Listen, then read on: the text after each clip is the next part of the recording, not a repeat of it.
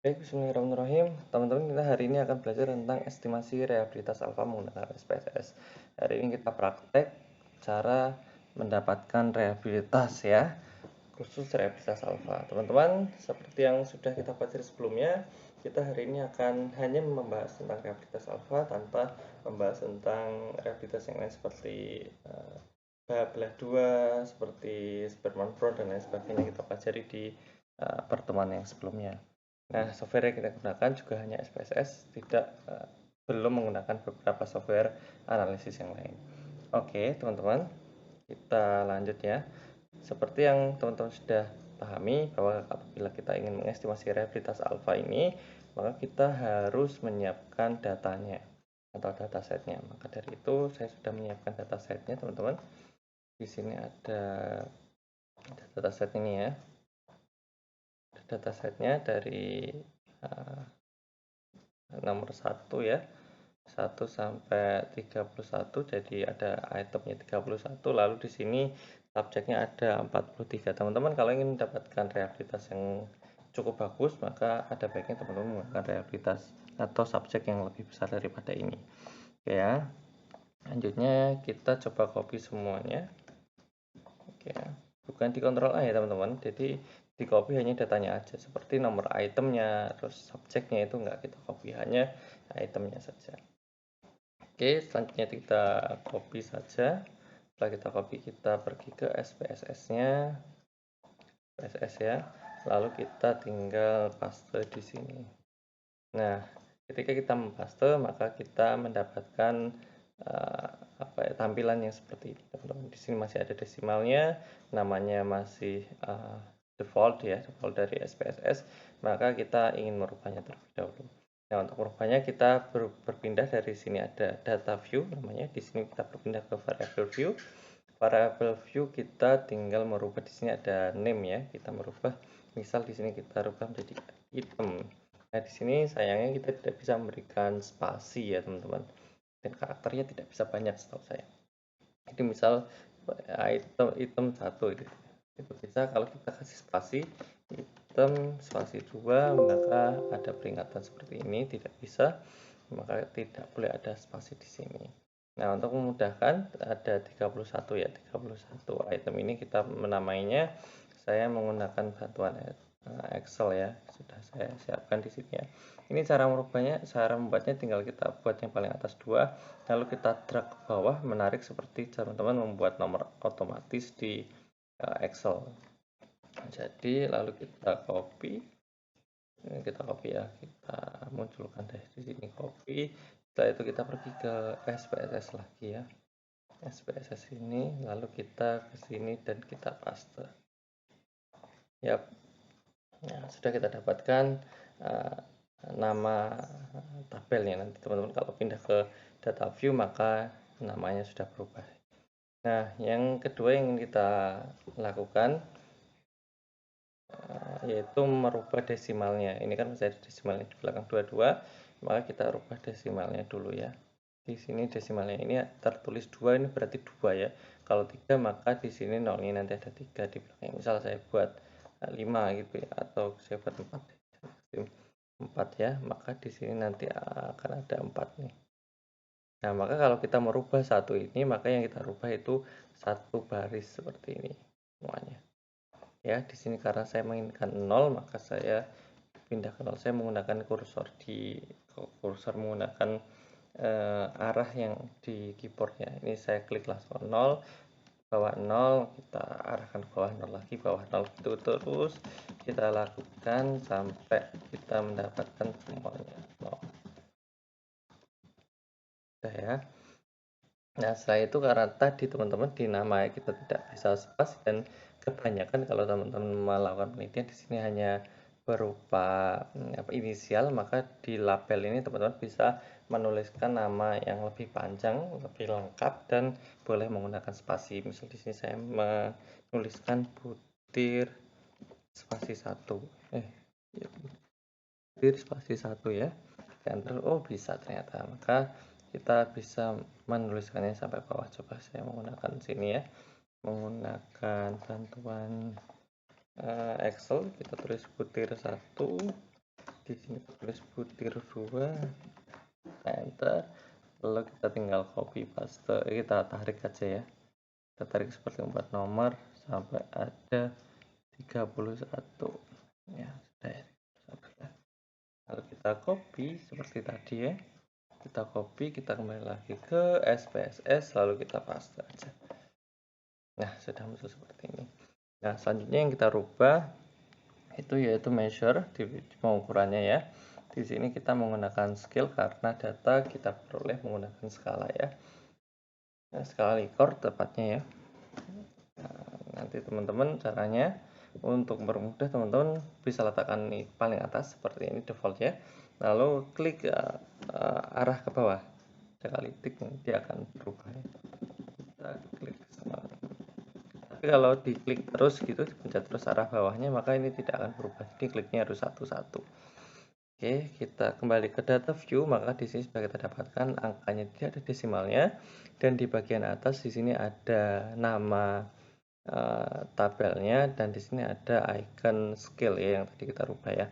Icon scale kita lihat ya. Ini icon scale-nya seperti ini kan ya iconnya. Kita berubah. Nah, selanjutnya kita sudah siap untuk mengestimasi reliabilitas. Nah, untuk mengestimasi reliabilitas kita bisa pergi ke analyze, lalu kita pergi ke scale, lalu ke reliability analysis. Nah, di sini kita sudah mendapatkannya tabelnya ya, teman-teman nggak perlu bingung kalau ada beberapa yang berbeda, misal ada 2 kotak, nanti dimasukkannya ke item ya, item. Oke, lanjut. Nah, di sini saya ingin menganalisis semuanya, maka saya tinggal klik satu, lalu saya tekan Ctrl A. Kalau teman-teman ingin memilih, bisa misal 1 sampai 20 misal, bisa menggunakan ini, lalu tekan Shift, lalu klik angka 20. Ini sudah terblok semua. Kalau teman-teman main loncat-loncat, nanti bisa misal 1 terus yang ganjil-ganjil aja misalnya. 135 teman-teman bisa menggunakan kontrol 1 3 5 7 9 dan seterusnya. Karena semuanya saya Ctrl A, lalu saya masukkan ke item, ke statistik, saya klik.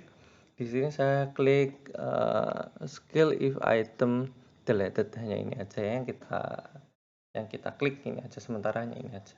Lalu kita continue.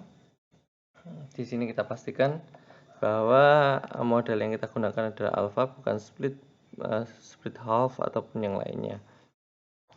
Alpha ya. Oke, sudah saya tekan OK, maka di sini saya akan mendapatkan reliabilitasnya. Reliabilitasnya ini. Nah, yang perlu kita lihat nanti untuk reliability-nya atau reliabilitasnya, kita bisa langsung ke reliability statistik. Di sini bahwa kita dapatkan dari 31 item ya. 31 item, maka kita dapatkan ada 700 ada statistik, ada reliabilitasnya sebesar 0,780.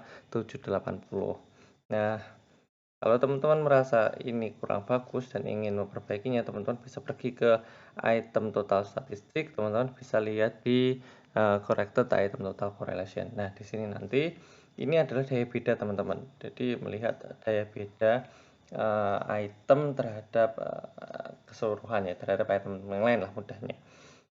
Nah, daya beda yang bagus itu adalah di atas 0,25. Kalau di bawah 0,25 itu item total correlation bisa digugurkan kalau saya menyebutkan. Tapi kalau teman-teman merasa ini tidak perlu digugurkan ya silahkan. Tapi bagusnya tetap digugurkan agar item-item yang teman-teman miliki ini bagus semuanya. Nah, oke ya, di sini kita coba untuk menggugurkan item. Saya pergi lagi ke analyze, mana nih? Analyze, terus kita scale reliability. Nah, kalau kita melihat misal nih di nomor 1 ini kita dapatkan bahwa item total correlation-nya minus 0,4 ya. Minus 0,04, sorry.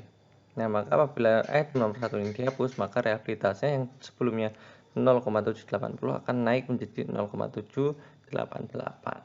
Nah, coba kita akan mengeliminasi beberapa yang jelek seperti 1 sampai 3 ini jelek. Kita eliminasi dulu ya di sini. Nah, di sini saya akan mencoba mengeliminasi ya, apa namanya, item-item yang kurang bagus. Mana tadi ya? Ke analyze, kita ke skill, lalu reliability statistik. Oke, sini misal adalah nomor 1 sampai 3 kurang bagus. Kita klik 1 sampai 3 dan kita keluarkan. Lalu ada lagi 1 sampai 3, ada lagi nomor 5, nomor 7, lalu nomor 10 ya. 5, 7 dan 10. Karena di bawah 0,25 ya. Lalu sudah 10 sudah mana ya? 10, 11 juga jelek, 11, 12, 14. 11, 12, 14 kita buang dulu sementara ya. Sementara coba ini dulu yang di bawah doang kita abaikan dulu ya. Kita abaikan dulu dengan item yang ini, lalu kita coba analisis ulang. Maka reliabilitasnya yang tadinya 0, berapa ini? 0,780 akan berubah menjadi 0,3834, artinya reliabilitasnya naik. Nah, di sini saya akan mencoba membuat laporannya. Saya copy ya. Saya copy lalu saya pindahkan. Ini sudah saya copy kebetulan. Nah, ini sudah saya ada copy di sini. Maka teman-teman bisa membuat laporan seperti ini. Ya, bisa coba ya. Ini versi saya, teman-teman boleh membuat sendiri ya. Yang penting orang lain bisa memahaminya dan bisa data yang ada disajikan dengan lengkap. Nah, seperti ini. Kita menganalisis tabel ini dulu ya. Hasil uji reliabilitas alfa, ini kan ya, reliabilitas alfa menggunakan software SPSS 25. Harus disebutkan ya, software yang kita gunakan apa. Didapatkan skor Cronbach alfa sebesar 0,834, yang berarti ini harus Cronbach alfa dari 21 item